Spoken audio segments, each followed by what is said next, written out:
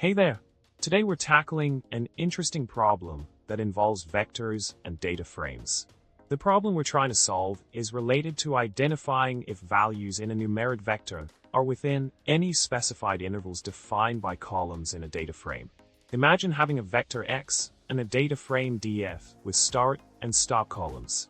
We want to find a clever way to return a logical vector indicating if the values of x fall within at least one interval defined by start or stop. Now, let's dive into the first solution provided. The code snippet showcased a clever approach using the outer function.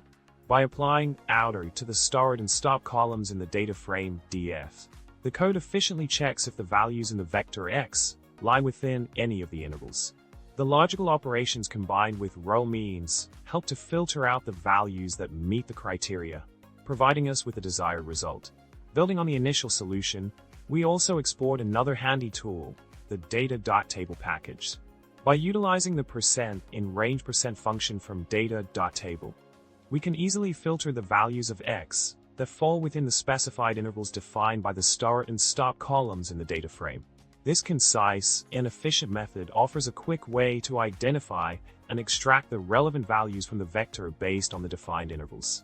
In summary, we've explored two elegant solutions to efficiently solve the problem of determining if values in a vector x lie within specified intervals defined by a data frame df.